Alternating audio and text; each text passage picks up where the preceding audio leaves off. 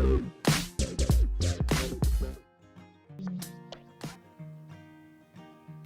Friends, welcome to the visual vocabulary. Sorry, ये visual vocab तो नहीं है, ये है the Hindu vocabulary that's brought to you by Mahindra Guru, the Brahmastra success with the courtesy of the Hindu. आप में से कई लोगों ने हमसे कहा था कि द हिंदू की वोकैबुलरी आपको काफी टफ लगती है, तो हमने सोचा क्यों ना उसको आसान कर दिया जाए। तो अब से हर मंगलवार, गुरुवार और शनिवार आपको द हिंदू वोकैबुलरी का वीडियो मिलेगा और साथ ही में जो विजुअल वोकैबुलरी होगी वो आपको सोमवार, बुधवार और जो शुक्रवार है इसको मिलेगा।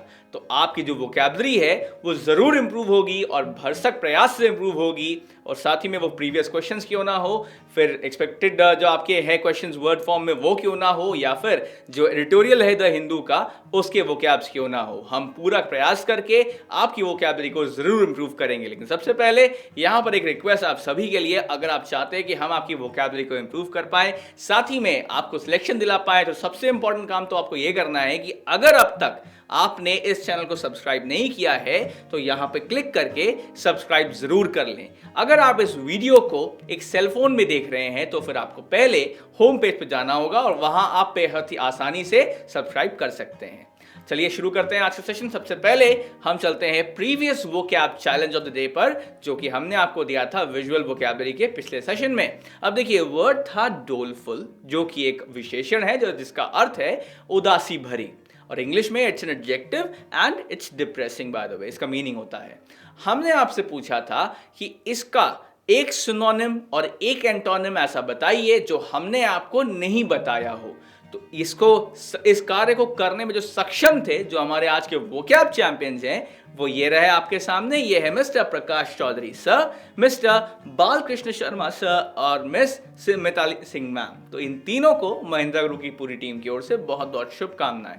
अब देखते हैं वो शब्द कौन से थे जो हमने आपको दिए थे और जो आपको हमें नहीं बताने थे। The correct synonym was crestfallen and the correct antonym was gleeful।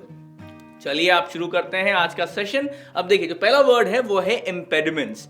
Impediments एक नाउन है वैसे, और ये आज के जितने भी शब्द हैं ये सभी जिस एडिटोरियल आर्टिकल से लिए हैं उसका भी हमने नाम लिखा हुआ है, ये है इक्वालिटी बिफोर यूनिफॉर्मिटी। तो जो इम्पेडिमेंट्स होता है ये एक नाउन या फिर एक संज्ञा है और इसका अर्थ है ऑब्स्ट्रक्शन या फिर रुकावट। तो जो स्पेलिंग होती है ऑब्स्ट्रक्शन की उसको आप जरूर लिख लें, वो है OBSTRUCTION। तो जो इम्पेडिमेंट है देखिए, ये एक नाउन या फिर संज्ञा है, इसका अर्थ क्या है ऑब्स्ट्रक्शन या फिर रुकावट। आइए इसका एग्जांपल देख लेते हैं यहाँ पर। अच्छा, आप देखिए यहाँ पर आपको एक एथलीट दिख रहे हैं वैसे, और इनके संदर्भ में हमने लिखा हुआ है ही overcame all the impediments to win the hurdles race, यानी कि ये जो एथलीट है बाय द वे, इन्होंने सभी रुकावटों को पार करके जो हर्डल्स रेस थी वो जीत ली। तो यही हमने यहां पर कहा है। आइए देखते हैं सिनोनिम्स क्या है इम्पेडिमेंट्स के। सिनोनिम्स ये रहे आपके सामने, ये है डेटरेंट या फिर इनहिबिशन, यानी कि जो पर्यायवाची हैं इम्पेडिमेंट्स के वो है डेटरेंट, जिसकी स्पेलिंग है DETERRENT डेटरेंट, और इनहिबिशन जो कि है INHIBITION। तो डेटरेंट और इनहिबिशन पर्यायवाची है इम्पेडिमेंट्स की। आइए देखते हैं इसके एंटोनिम्स क्या हैं। इसके एंटोनिम्स आपके सामने, ये है फैसिलिटेशन या फिर असिस्टेंस। जो स्पेलिंग है देखिए फैसिलिटेशन की वो है FACILITATION, या फिर असिस्टेंस की है ASSISTANCE। तो ये दोनों देखिए ये विलोम शब्द हैं इम्पेडिमेंट्स के। उम्मीद करता हूं ये शब्द आपको समझ में आया होगा। आइए चलते हैं अगले शब्द की ओर। देखिए ये रहा अगला शब्द, ये है वैगरी। जो वैगरी है देखिए ये एक नाउन या फिर एक संज्ञा है और इसका अर्थ है एबनॉर्मैलिटी या फिर पागलपन। तो जो वैगरी है देखिए ये एक नाउन या फिर एक संज्ञा, इसका अर्थ क्या है एबनॉर्मैलिटी या फिर पागलपन। जो स्पेलिंग है एबनॉर्मैलिटी की वो ये आपके सामने है, ये है ABNORMALITY। आइए चलते हैं देखते हैं इसका एक प्रयोग, एक इस्तेमाल देखते हैं, एग्जाम्पल देखते हैं। अब ये रहा आपके लिए एक visual example by the way. यहाँ पर आप देख सकते हैं मिस्टर बीन जो कि हमेशा से प्रसिद्ध रहे हैं अपने पागलपन भरे एक्ट्स के लिए, मिस्टर बीन को आप देख रहे होंगे, और उनके संदर्भ में हमने यहाँ पे लिखा है the vagaries of mister Bean are well known, यानी कि जो मिस्टर बीन के पागलपन वाले एक्ट्स हैं वो बहुत ही जाने माने और बहुत ही प्रसिद्ध एक्ट्स हैं इनके, और उन्हीं में से एक एक्ट आपको सामने दिख रहा है। वैसे आइए देखते हैं सिनोनिम क्या है वैगरी के। सिनोनिम ये रहे आपके सामने, ये है क्वर्क या फिर एबरेशन, यानी जो स्पेलिंग है देखिए क्वर्क की वो है QUIRK, या फिर एबरेशन की स्पेलिंग है ABERRATION। उम्मीद करता हूं ये आपको समझ में आया। ये देखते हैं इसके एंटोनिम्स क्या हैं। देखिए इसके एंटोनिम्स है साउंडनेस या फिर रेगुलरिटी। एंटोनिम्स क्या है, स्पेलिंग क्या है इसकी साउंडनेस की, ये है SOUNDNESS, साउंडनेस या फिर रेगुलरिटी, जो कि है REGULARITY। तो आई होप ये आपको समझ में आया। अब चलते हैं अगले शब्द की ओर। देखिए ये रहा अगला शब्द, ये है आउटलॉड। जो आउटलॉड होता है देखिए ये एक एडजेक्टिव है और इसका अर्थ है इलीगल, या हिंदी में कहें तो अवैध। तो देखिए जो आउटलॉड है ये एक एडजेक्टिव या फिर एक विशेषण है, इसका अर्थ है इलीगल या फिर अवैध। इलीगल की जो स्पेलिंग है वो भी हमने दी है, वो है ILLEGAL। आइए चलते हैं, देखते हैं इसका एक एग्जाम्पल आउटलॉड का, विजुअल एग्जाम्पल। और विजुअल एग्जाम्पल आपके सामने है। यहाँ पर आप देख सकते हैं कि रॉबरी हो रही है वैसे, और जो रॉबरी होती है ये एक अवैध कार्य है, एक अवैध एक्ट है। वही हमने लिखा भी है यहाँ पर कि robbery is an outlawed act. आइए देखते हैं सिनोनिम्स क्या है आउटलॉड के। सिनोनिम्स आपके स्क्रीन पे आ चुके होंगे। ये है एक्स्ट्रा लीगल या फिर फेलेनियस। तो जो स्पेलिंग है एक्स्ट्रा लीगल की वो है EXTRALEGAL, एक्स्ट्रा लीगल या फिर फेलेनियस, जो कि है FELONIOUS। आइए देखते हैं इसके एंटोनिम्स क्या है। इसके एंटोनिम्स हैं स्टैच्यूअरी या फिर डिक्रीड, यानी कि जो इसके विलोम शब्द है देखिए आउटलॉड के वो है स्टैच्यूअरी या फिर डिक्रीड। अच्छा स्पेलिंग क्या भाई, स्पेलिंग ये है STATUTORY, स्टैच्यूअरी, या फिर डिक्रीड की स्पेलिंग है DECREED, डिक्रीड। आइए चलते हैं अगले शब्द पे, उम्मीद करते हुए आपको समझ में आया होगा। अब ये रहा अगला शब्द, ये है प्रिकैरियसनेस। जो प्रिकैरियसनेस है देखिए ये एक नाउन या फिर एक संज्ञा है। इसका अर्थ है इनस्टेबिलिटी या फिर अस्थिरता। तो जो प्रिकैरियसनेस है देखिए ये एक संज्ञा है, इसका अर्थ क्या है, अस्थिरता। जो स्पेलिंग है इंस्टेबिलिटी की आपके सामने लिखी हुई है वो है INSTABILITY। आइए देखते हैं इसका एक विजुअल एग्जाम्पल। और देखिए विजुअल एग्जाम्पल आपके सामने है।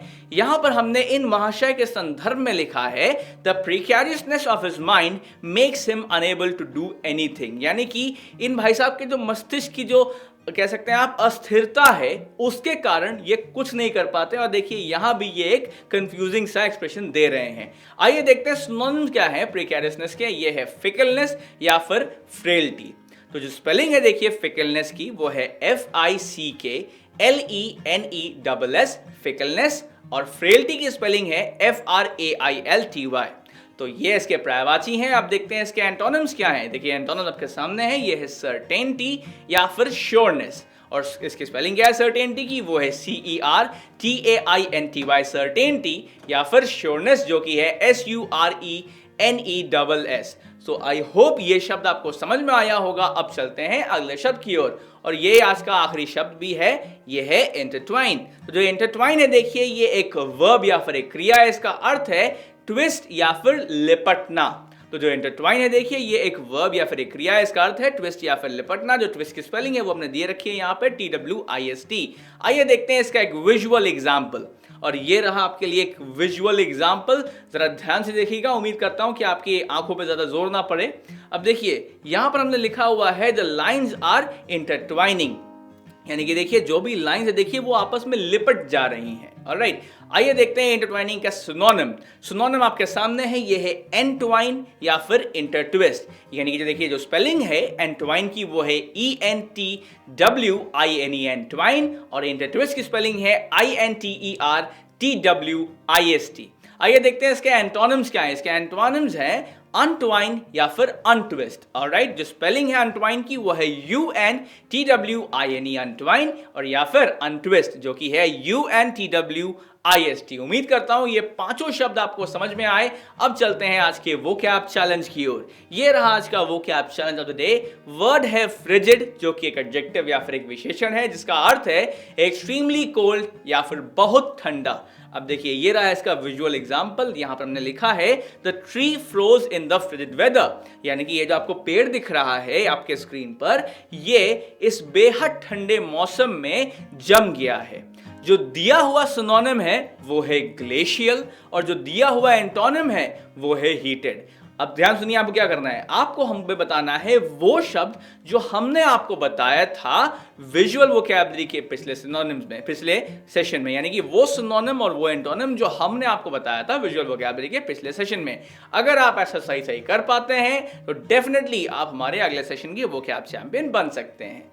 तो उम्मीद करता हूं कि इस वीडियो को आप लाइक अवश्य करेंगे, साथ ही में कमेंट में हमको रिव्यू दीजिए और हमें बताइए कि आप और क्या इंप्रूवमेंट चाहते हैं, और साथ ही में अपनी बेहतरी के लिए और अपने मित्रों की बेहतरी के लिए जरूर इस चैनल को सब्सक्राइब कर लें।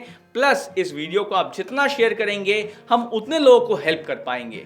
अंग्रेजी में एक बहुत ही अच्छी कहावत है और कहावत यह है, doubt whom you want but yourself, यानी कि आप जिस पे चाहे उसकी काबिलियत पर शक करिए अपनी छोड़ के, क्योंकि आप हमेशा इंप्रूव कर सकते हैं।